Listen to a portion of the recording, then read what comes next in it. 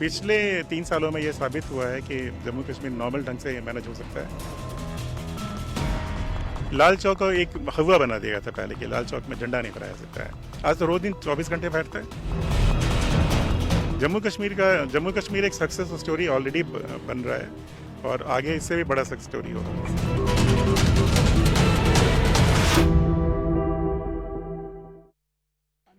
केंद्र शासित प्रदेश बनने के बाद जम्मू कश्मीर में चहुमुखी विकास हुआ है। प्रधानमंत्री नरेंद्र मोदी ने भी जिस तरह से जम्मू कश्मीर की डेवलपमेंट हो रही है उस बारे में कई बार मन की बात में जिक्र किया है और ये कहा है कि जम्मू कश्मीर एक एग्जाम्पल बन रहा है पूरे देश के लिए। आज इसी सिलसिले में हमारे साथ बात करने के लिए जम्मू कश्मीर के chief secretary Shri A.K. Mehta ji हैं। सर, न्यूज़ 18 जम्मू कश्मीर लद्दाख हिमाचल से बात करने के लिए बहुत बहुत शुक्रिया। प्रधानमंत्री नरेंद्र मोदी ने भी जम्मू कश्मीर के मॉडल के बारे में कई बार जिक्र किया। सर, पिछले 4 साल में जब से धारा 370 हटाई गई है, ग्राउंड पे क्या क्या चेंजेस आए हैं सर? ग्राउंड पे बहुत सारे चेंजेस आए हैं। जैसे आप अभी जू पे खड़े हैं, ये जू कई सालों से कहा जा रहा था कि जू बनने वाला है, लेकिन बना अभी है।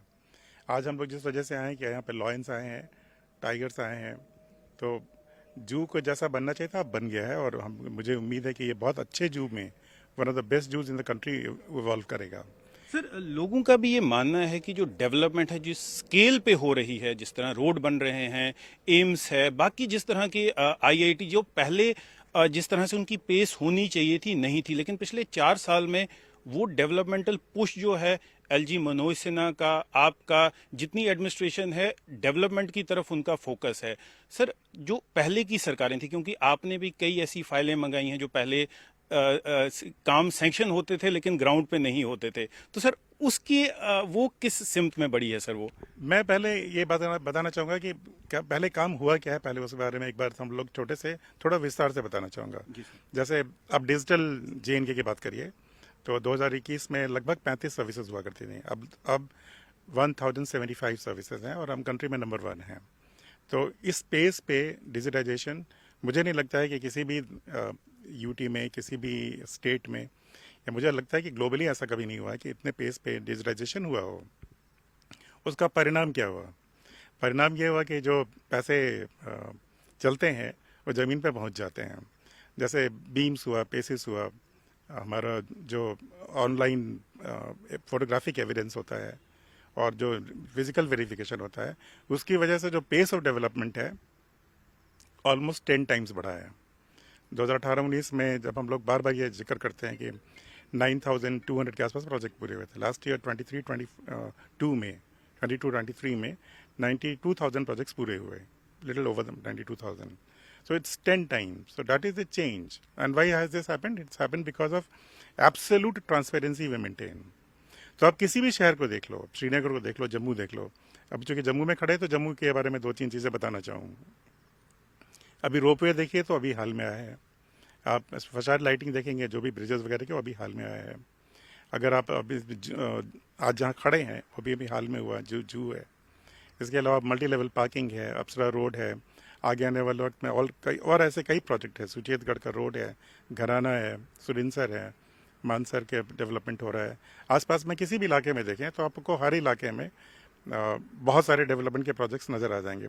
श्रीनगर में देखो तो कम से कम जो ज़ुबान पे याद रहते हैं कई ऐसे प्रोजेक्ट। एयरपोर्ट से स्टार्ट करो तो एयरपोर्ट का जो रोड है, वहाँ से आगे फ्लाईओवर्स जो हैं, उसके आगे स्टेडियम्स जो दिखते हैं आपको, कई स्टेडियम्स हैं, तो मैं सबका नाम नहीं ले रहा हूँ। जैसे TRC स्टेडियम है, इंडोर स्टेडियम है, बख्शी स्टेडियम है। उसके अलावा आप आगे चलोगे तो जो गोल्फ कोर्सेज हैं, इलाही बाग स्टेडियम है, इंडोर स्टेडियम। तो स्पोर्ट्स के लिहाज से देखो, आपको श्रीनगर के अंदर इतने काम मिल जाएंगे कि हर जगह डल का क्लीनिंग है। फिर अभी जो हाल में आप लोगों ने देखा होगा कि डल के किनारे जो फोरशोर तक का जो ट्रैक बना है, साइकिल वॉकिंग ट्रैक और साइकिल ट्रैक जो बना है, सब एकदम श्रीनगर अब अलग दिखता है। अगर आप देखें, आज रात में निकलें और सुबह निकलें तो श्रीनगर एक डिफरेंट दिखता है। ये पहले का विजिबल है। पर ये चीज़ मैं सिर्फ 2 एग्जाम्पल के तौर पे बता रहा हूँ। आप किसी भी गांव में जाएंगे, किसी भी जगह में जाएंगे तो आपको डेवलपमेंट की एक नई कहानी दिखाई पड़ेगी। तो 2019 के बाद जो परिवर्तन आए हैं, basically I have no hesitation in saying that this is one of the most transparent government we ever had। और हम लोग जो भी करते हैं वो ट्रांसपेरेंसी के साथ करते हैं, नियमों के अनुसार करते हैं। और पहले क्या हुआ उस पर कमेंट करना आवश्यक नहीं है मेरे ख्याल से, लेकिन ये जरूर बोलूँगा कि पहले जैसे टेंडर का होता ही नहीं था। तो वो तो सिस्टम नहीं हो सकता है, क्योंकि टेंडर के नियम पहले भी थे, पहले इम्प्लीमेंट नहीं होते थे, अब इम्प्लीमेंट हो रहे हैं। तो मेरे ख्याल से डेवलपमेंट की जो कहानी लिखी गई जम्मू कश्मीर में, मुझे लगता है कि अब एक इंडिकेशन तो ये है कि जब इतना ट्रांजिशन हुआ उसके बावजूद हमारी इकोनॉमी बहुत अच्छा करती रही। हमारी इकोनॉमी कोविड में भी पॉजिटिव रही नॉमिनली। तो देखें पिछले 7 साल में यहाँ की जीडीपी लगभग डबल हो गई है, despite COVID and despite transition. So एक नई कहानी डेफिनेटली लिखी जा रही है और ये बहुत ही सुखद परिणाम आ रहे हैं। और सबसे बड़ी बात है कि जो चीज़ मैं हमेशा रिपीट करता हूँ, आज हर चीज़ की रैंकिंग है, इवेल्युएशन है। अगर आप हॉस्पिटल जाते हैं तो आपसे पूछा जाता है कि आपको हॉस्पिटल में कैसे सर्विस मिली आपको, तो रैस के माध्यम से आप अपनी फीडबैक देते हो। तो फीडबैक जब देते हो तो जो आदमी, जो अधिकारी जिसको सर्विस देनी है, वो भी चौकन्ना रहता है कि अगर हमारी सर्विस खराब हुई तो हमारी रैंकिंग खराब हो जाएगी। हर एक महीने में हॉस्पिटल्स की रैंकिंग होती है, हर एक महीने में डिपार्टमेंट्स की रैंकिंग होती है, हर एक महीने में डिस्ट्रिक्ट्स की रैंकिंग होती है। तो अब सत्ता वाकई में लोगों के हाथ में पहुंच गई कि वो बता सकते हैं कि हम जो हमारी परफॉर्मेंस है कैसी है। सर, इस एडमिनिस्ट्रेशन ने एक बहुत ही अच्छा कदम लिया था। जो डेडवुड थे, करप्ट एलिमेंट थे, उनको वीड आउट किया। उस पे अपोजिशन पार्टी जो अभी पावर से बाहर है, मैं नाम नहीं लूंगा बिकॉज पॉलिटिकल सवाल हो जाएगा, उन्होंने काफ़ी ऑब्जेक्शन की कि आर्बिट्ररी डिसीजंस लिए जा रहे हैं, लोगों को सैक किया जा रहा है। उस बारे में सर क्या कहेंगे सर? पहली बात तो ये किसी को भी आर्बिट्ररी नहीं निकाला गया है। I am very very confident कि किसी को भी आर्बिट्ररी नहीं निकाला गया है। जो लोग निकाले गए हैं तो 52 311 में निकाले गए हैं। अब कोई भी आदमी जो देश के खिलाफ काम कर रहा है वो सरकार के तनख्वाह ले, ये तो कहीं से भी मान्य नहीं हो सकता है और उसको डिफेंड करना उचित नहीं है। सरकार में लोग जब तनख्वाह लेते हैं तो उनको सरकार के प्रति, देश के प्रति उनको भक्ति होनी चाहिए। उनको लगता है कि वो सरकार का काम नहीं करना चाहते हैं तो ना रहे यहाँ पे। ये कॉम्प्रोमाइज का इशू नहीं हो सकता। Everything can not be put to compromise. जो डेडवुड है उनको भी निकाला गया, तो 52 के आसपास निकाले गए, 311 में 67 निकाले गए डेडवुड में। ये नंबर तो बहुत छोटा है। नौकरियां जो हम लोगों ने दी हैं, 32,000 के आसपास नौकरियां दी हैं। जो 32,000 सरकारी नौकरी मिले हैं उसकी तो कोई बात नहीं करता है, जो कि सबसे ट्रांसपेरेंट और फेयर थी। और अगर आप इन दो सभी को मिला रहे हैं तो 120 के आसपास आप बन जाएंगे कि ठीक है, जिनको निकाला गया। तो ऐसी कौन सी सरकार है दुनिया में जो कि उस सरकार के खिलाफ, देश के खिलाफ काम करे और उनको वो अपने पास रहने देगी? मेरे ख्याल से ये पॉलिटिकल इशू नहीं है, ये देश की सिक्योरिटी का इशू है। और इस पर कोई क्या बोलता है ये मैटर नहीं करता है। जो लॉ है, that law will take its course and we have been very very selective. We have not gone on for mass action. It is not possible. But we have definitely ensured that the worst cases, they have to leave the service because देश के खिलाफ तो नहीं बर्दाश्त देश के खिलाफ तो बर्दाश्त नहीं किया जा सकता है। सर, आपने जैसे सर चलते चलते बात करते हैं, आपने जैसे बात की सर नौकरियां दी गई, लेकिन कहीं पर एलिगेशंस भी लगी, जैसे सब इंस्पेक्टर्स की भर्ती में जो घोटाला सामने आया, उसके बाद फाइनेंशियल असिस्टेंट्स की भर्ती में घोटाला सामने आया, उस बारे में क्या कहेंगे सर? पहली बात तो ये है कि ये इस बारे में बात करने में पर्सपेक्टिव देखना चाहिए। और ये बात मैं, चूंकि बहुत बार पेपर में आ चुका है कि जो बात हमने बोली थी कि आप पहले काउंट करें कि पहले कितने लोग बैकडोर से लगाए गए, वो लाखों से संख्या है। तो लोगों को कुछ भी बोलने के पहले देखना चाहिए कि पहले क्या होता रहा और अब क्या हो रहा है। अभी बात आई कि जब भी हमें कोई कंप्लेंट मिली, एक बार कंप्लेंट मिली तो सीबीआई को केस रेफर कर दिया गया था, ठीक है, उसका जो भी रिजल्ट आएगा वो आएगा। अभी हाल में एक एपटेक का इशू आया था कि एपटेक का जो हायरिंग है वो गलत है। जो रिजल्ट आए हैं अभी हाल में जो अनाउंस किए गए हैं, हालांकि इन रिजल्ट्स को बोर्ड सुपरवाइज करता है, हम लोग डायरेक्टली सुपरवाइज नहीं करते हैं, लेकिन उसमें जो 84% लोग हैं वो फर्स्ट डिविजनर्स हैं, 60% से अबव के मार्क्स के हैं। तो हम लोग भी देखते रहते हैं कि भाई कहीं भी अगर थोड़ा भी स्पेसिफिक एलिगेशन होता है, सिर्फ ये बोल देने से कि स्कैंडल हो गया, ये स्कैंडल नहीं हो जाता है। आप स्पेसिफिक देंगे तो हम लोगों ने कभी किसी को स्पेयर नहीं किया, ना करने का इरादा रखते हैं। वी आर एब्सोल्युटली कमिटेड, और ये एम्फेसिस के साथ बोल रहा हूँ मैं। स्कूलों में जो बच्चे पढ़ाई करते हैं, कॉलेज में पढ़ाई करते हैं, इसी उम्मीद में करते हैं कि आगे चल के वो कॉम्पिटिशन देंगे तो उनको मौका मिलेगा बराबर। और अगर ऐसा नहीं होगा तो फिर एक सिस्टम पे सवाल उठता है। हम लोगों ने ये कोशिश की है कि सिस्टम पे कोई सवाल नहीं रहे और पूरे पारदर्शी ढंग से इसको किया जाए। तो नौकरियां जो दी गई हैं 32,000, मुझे नहीं लगता है कि एक भी एलिगेशन हो उस पर। तो सर, एक बड़ा कंटीजियस इशू था जम्मू कश्मीर में स्मार्ट मीटर्स को लेकर, कई जगह पर प्रोटेस्ट भी हुआ, लोगों ने ऑब्जेक्शन भी रेज की। तो सर, अब जबकि स्मार्ट मीटर लग रहे हैं, आपको कैसा उसमें चेंज नजर आ रहा है सर ऑन ग्राउंड? सर, किस तरह का फीडबैक? इसको समझना बहुत जरूरी है। लास्ट 3 इयर्स में हम लोग ने 31,000 करोड़ बोरो करके और जनरेशन कंपनीज को पैसा पेमेंट किया है। आप एक जगह का नाम बता दो जहाँ पे 31,000 करोड़ कोई गवर्नमेंट बोरो करेगी और उसके प्राइवेट बिल्स को पे करेगी। ऐसा तो नहीं होता है, हो ही नहीं सकता है। बिकॉज ये बेसिकली हुआ कि कोई एक आदमी बिजली खर्च करता है और उसके बदले गवर्नमेंट पे करती है। सब्सिडी गवर्नमेंट देती है, वो देना गवर्नमेंट का काम है। सब्सिडी देना जरूरी भी है क्योंकि सब लोग बराबर सक्षम नहीं है।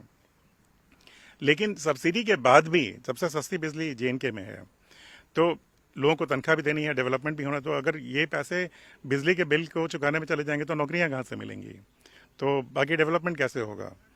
अभी जो स्टेप्स लिए गए हैं, मुझे नहीं लगता है कि जनता में इसका कोई प्रॉब्लम है। जनता जो आज की जो युवा पीढ़ी है वो चाहती है कि 24 घंटे बिजली मिले, उनको मुफ्त की बिजली की आदत नहीं है। और यंग जनरेशन जो उनकी सोच अलग है। और मुझे यकीन है कि लोगों ने बहुत अच्छी तरह से 4 लाख मीटर लग गए हैं अभी, और भी लगेंगे। और मुझे नहीं लगता है कि इस इशू पे कोई डिस्कशन बाकी रह गया है कि नहीं लगने चाहिए। सर, सिक्योरिटी सिनेरियो को कैसे देख रहे हैं कि जो चेंजेस आए हैं, 4 साल पहले आए दिन हड़ताल होती थी, पत्थरबाजी होती थी, वो कहीं रुक गया है? क्या ये परमानेंटली अभी रुका हुआ है कि एक टेम्परेरी फेज है कि थोड़ा सिक्योरिटी सिनेरियो अभी कंट्रोल में है? सर, सिक्योरिटी सिनेरियो तो अभी अगर लगभग 3.5 दशक की बात करें, 3.5 डिकेड्स की बात करें, तो इससे बेहतर तो कभी रही नहीं है। परफेक्ट है ऐसा नहीं बोल रहा हूँ मैं, लेकिन हाल के दिनों में अगर आप देखें तो पिछले 2.5 सालों में, 3 सालों में एक भी दिन स्ट्राइक नहीं हुई है, कभी कोई चीज़ बंद नहीं हुई है। और इससे बेहतर क्या हो सकता है कि लोग आमतौर से स्कूल जा रहे हैं, आमतौर से कॉलेज जा रहे हैं, हॉस्पिटल्स खुले हैं, जो भी संस्थाएं वो चल रही हैं, स्पोर्ट्स चल रहे हैं, लोग आम जिंदगी जी रहे हैं। कई सालों के बाद, कई मुझे तो लगता है कि जो जिनकी उम्र अभी 32-33 साल, उन्होंने ज़िंदगी नॉर्मल देखी नहीं थी कश्मीर में, कि ज़िंदगी नॉर्मल होती क्या है। तो ये तो बहुत ही सुखद एक मतलब फेज़ है जिसमें कि हम लोग उम्मीद रखते हैं कि ये इससे भी और बेहतर होगा आगे चल करके। एक चीज़ इससे साबित हो गई है कि good governance actually gives you result which is unbeatable. एक पहले धारणा बना ली गई थी कि हमें मैनिपुलेटिव गवर्नेंस देनी है, क्योंकि जम्मू कश्मीर मैनिपुलेशन से ही मैनेज हो सकता है, इश्यूज को मैनिपुलेशन से ही मैनेज हो सकता है, नॉर्मल मैनेज नहीं हो सकता है। पिछले 3 सालों में ये साबित हुआ है कि जम्मू कश्मीर नॉर्मल ढंग से मैनेज हो सकता है, और लोग नॉर्मल हैं तो मैनेजमेंट भी नॉर्मल होनी चाहिए।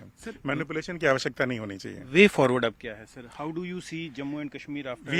We should do more of what we have been doing recently, that absolute transparency and absolute evaluation, good governance। Good governance के लिहाज से मैं 2-4 चीज़ों की जिक्र करना चाहूँगा।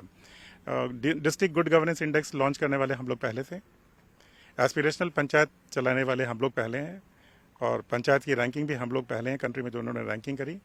ब्लॉक एस्पिरेशनल ब्लॉक भी हम लोग चला रहे थे। इसके साथ साथ ही डिलीवरेबल्स का हमारा एक कंसेप्ट है जिसमें सभी डिपार्टमेंट्स को बिल्कुल क्लियरली बताया जाता है कि आपको साल भर करना क्या है। तो अभी हम लोग फॉरेस्ट की अगर बात करें तो फॉरेस्ट को भी क्लियर है कि उन्होंने इस साल में क्या करना है, सारे डीसीज को पता है कि उनको क्या करना है। उसका परिणाम ये हुआ कि जो जम्मू कश्मीर कभी किसी रैंकिंग के लिए जाना ही नहीं जाता था, कभी बात ही नहीं होती थी कि जम्मू कश्मीर किस रैंक पे है। तो मैं बस कुछ चीज़ों को बताना चाहूँगा। आज़ादी का अमृत महोत्सव में नंबर 1 कौन है? JNK है, विथ 1% पॉपुलेशन। डिजिटल में JNK नंबर 1 है। अमृत सरोवर में नंबर 1 था। अगर आप मेरी माटी मेरा देश ले लें या फिर और भी वही कई प्रोग्राम ले लें, जेम में यूटीज़ में नंबर 1 है, रिन्यूएबल्स में यूटीज़ में नंबर 1 है। आप कई मानकों में ले लें, स्वच्छ भारत ग्रामीण में नंबर 1 पे हैं हम लोग। जल जीवन मिशन के बारे में कुछ लोगों ने बात करी, आज हम 73% हमारा हो चुका है, जो कहीं आगे नहीं बढ़ रहा था। तो एब्सोल्यूट ट्रांसपेरेंसी है वहाँ पे, और सारे उसके डिटेल्स मौजूद हैं IMS पोर्टल पे और हमारे वेबसाइट पे। तो जम्मू कश्मीर इतनी चीज़ों में इतनी तेज़ी से आगे बढ़ा है कि मेरे ख्याल से इसको everybody should celebrate the success of JNK। And जो करना आगे क्या करना चाहिए, मैनिपुलेटिव गवर्नेंस की तरफ वापस नहीं जाना चाहिए हमें। मेरा विश्वास है कि जम्मू कश्मीर के लोग बिल्कुल जैसे पूरे देश के लोग हैं वैसे ही हैं। लाल चौक को एक हवा बना दिया था पहले कि लाल चौक में झंडा नहीं फहराया सकता है, आज तो रोज दिन 24 घंटे फहरता है। कहाँ प्रॉब्लम है? प्रॉब्लम गवर्नेंस में अगर ठीक रहेगी, अगर गवर्नेंस में प्रॉब्लम नहीं रहेगी तो लोगों में कोई प्रॉब्लम नहीं है। और मुझे लगता है कि इसी को हमें कंटिन्यू करना चाहिए। Absolute transparency, good governance is the way forward, and digital is a very very important component of what we do, so long as digital is not reversed। जो हम लोगों ने स्टेप्स लिए हैं, जैसे आप बिना अगर आप ई टेंडर नहीं करते तो आपको पैसे नहीं निकल सकते आज के दिन में। 2019-20 के आसपास जब हम लोगों ने फैसला लिया था तो बहुत डिफिकल्ट लगा लोगों को, ये कैसे हो सकता है जबकि यहाँ पे सब कुछ तो वैसे ही था, जबकि नॉमिनेशन बेसिस पे था, तो ट्रांजिशन कैसे होगा। ट्रांजिशन हुआ और लोगों ने उसको स्वीकार किया है। आज आप कॉन्ट्रैक्टर से बात करें तो 90 क्या 100% कॉन्ट्रैक्टर बोलेंगे कि आज का सिस्टम पहले से बेहतर है। तो we should continue to be as much committed to good governance as we have been. We should not return to our old ways of managing things. We should definitely not return to old ways of doing things. So long as good governance stays, J&K will keep going forward. Sir एक आखिरी सवाल पूछूंगा sir, G20 का event हुआ श्रीनगर में tourism का, उसके बाद सर ग्राउंड पे किस तरह के चेंजेस आए हैं? टूरिज्म बढ़ा है क्या? फॉरेन टूरिस्ट आ रहे हैं? पहले एक डर रहता था कि जम्मू कश्मीर का नाम लेते थे तो कहीं ना कहीं वो सिनोनिमस था टेररिज्म के साथ। अब किस तरह का टूरिज्म सेक्टर, बिकॉज टूरिज्म जो है मेन स्टे है कश्मीरी इकोनॉमी का, तो सर किस तरह के चेंजेस आए हैं सर? टूरिज्म एक बहुत इंपॉर्टेंट सेक्टर है, उस पर फील गुड फैक्टर भी है। सेक्टर तो और भी इम्पॉर्टेंट है, लेकिन टूरिज्म से J&K को टूरिज्म से इक्वेट किया जाता है कि टूरिज्म जब बढ़ता है तो वो दिखलाता है कि J&K कैसा चल रहा है। तो लास्ट ईयर 1.88 करोड़ लोग आए थे जम्मू कश्मीर में, इस साल 2.25 से ऊपर जाएंगे, जो इसके इतिहास में सबसे ज़्यादा है। और जो लोग जा रहे हैं यहाँ पे आ रहे हैं, उन्होंने जो बदलती हुई तस्वीर देखी है, तो कहीं भी जाता हूँ मैं आज इंडिया में तो लोग इस बात को कहते हैं कि जम्मू कश्मीर में बहुत बदलाव आए हैं और बहुत ही सुखद बदलाव आए हैं। तो टूरिज़्म का जो सवाल है कि फॉरेन टूरिस्ट भी बहुत बेहतर आने शुरू हुए हैं जब से G20 हुआ है, तो लोगों में विश्वास हुआ कि जम्मू कश्मीर के बारे में आम धारणा होती है कि वहाँ तो बहुत वायलेंस है, ऐसा तो है नहीं। जो अगर आप वायलेंस के टर्म्स में देखें तो क्राइम रेट जम्मू कश्मीर में वन ऑफ द लोवेस्ट है। तो ये चीज़ कोई दर्शाता नहीं है। जो लोग जम्मू कश्मीर को हमेशा वायलेंस से इक्वेट कर लेते हैं। जम्मू कश्मीर एक अच्छी जगह है, लोगों को आना चाहिए, बहुत से लोग आए हैं और भी बहुत से लोग आएंगे। टूरिज्म में डोमेस्टिक टूरिस्ट और फॉरेन टूरिस्ट दोनों बहुत आएंगे आगे चल करके। जम्मू कश्मीर एक सक्सेस स्टोरी ऑलरेडी बन रहा है और आगे इससे भी बड़ा सक्सेस स्टोरी होगा। सर हेल्थ केयर को पुश करने के लिए, हेल्थ केयर को इम्प्रूव करने के लिए किस तरह के मेजर्स लिए जा रहे हैं sir? Health care important sector है हेल्थ केयर, जहाँ पर क्योंकि लोगों को सर छोटी सी बीमारी के लिए लुधियाना जलंधर जाना पड़ता है, तो यहाँ पर उसको इम्प्रूव करने के लिए कि सारी फैसिलिटीज यहाँ मिले, उसके लिए सर क्या क्या स्टेप्स? हेल्थ केयर में पहले तो आप लोगों को पता होगा कि नए मेडिकल कॉलेजेस खुले, तो 7 न्यू मेडिकल कॉलेजेस, एम्स दोनों श्री अवंतीपुरा और सांबा, बीजापुर सांबा में। तो जो 2 एम्स हमारे आए हैं तो उनसे तो काफ़ी फ़र्क पड़ा ही है, क्वालिटी ऑफ हेल्थ केयर में बढ़ेगा आगे चल करके। और हमारे जो अपने हॉस्पिटल्स हैं उनको भी बोला गया है कि क्वालिटी सर्टिफिकेशन करें। इस स्कीम्स में हम लोगों ने एक टारगेट रखा था कि कोई भी रेफरल बाहर नहीं जाना चाहिए अनलेस कि इट्स वेरी वेरी रेयर। यही टारगेट हम लोगों ने यहाँ पे भी रखा है और यही टारगेट हमने बाकी जो मेडिकल कॉलेजेस खुले हैं नए, उनको भी दिया है कि आप अननेसेसरी रेफरेंसेस बंद करें। मैं समझता हूँ कि आगे आने वाले वक्त में Jammu Kashmir will emerge as a hub of medical tourism, क्योंकि हमारे पास इंडियन पब्लिक हेल्थ स्टैंडर्ड्स का जो नॉर्म्स है तो हम वर्चुअली मीट करते हैं। अब यहाँ पे एक अजीब सी आदत लगा दी गई थी कि प्राइमरी हेल्थ सेंटर है, तो प्राइमरी हेल्थ सेंटर में तो या सब सेंटर है तो सब सेंटर के नॉर्म होते हैं। ऐसा नहीं होता है कि वो हर जगह खुला, हर समय खुला रहेगा, 24 घंटे को खोलना उसका काम नहीं है। हर जगह में लोग बोलते हैं डिस्ट्रिक्ट हॉस्पिटल बना दीजिए, ऐसा नहीं हो। डिस्ट्रिक्ट हॉस्पिटल तो एक ही होगा ना, और पब्लिक जो एमिनिटीज़ हैं वो हर एक हॉस्पिटल के डिफाइंड हैं। बट सभी को 5 लाख की इंश्योरेंस है, चाहे वो अमीर है चाहे गरीब है, और पहले से तो बहुत बेहतर है। हेल्थ मानकों में अगर आप देखें लॉन्गेविटी के टर्म्स में तो हम नंबर 4th हैं कंट्री में। तो हमारा हेल्थ केयर सिस्टम पहले से तो बहुत बेहतर है। तो सर ये लिबर्टी लूंगा एक लास्ट सवाल पूछने की इसके बाद।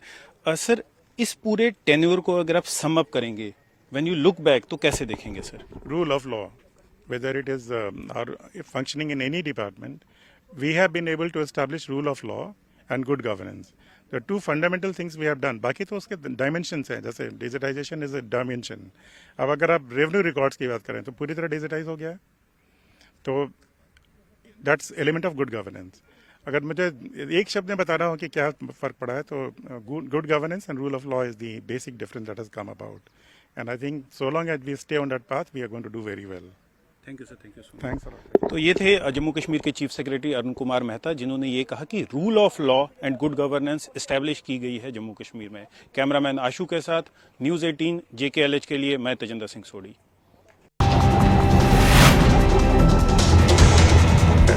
पिछले 3 सालों में ये साबित हुआ है कि जम्मू कश्मीर नॉर्मल ढंग से मैनेज हो सकता है। लाल चौक को एक हवा बना दिया था पहले कि लाल चौक में झंडा नहीं फहराया सकता है। आज तो रोज दिन 24 घंटे फहरता है। जम्मू कश्मीर एक सक्सेस स्टोरी ऑलरेडी बन रहा है और आगे इससे भी बड़ा सक्सेस स्टोरी होगा।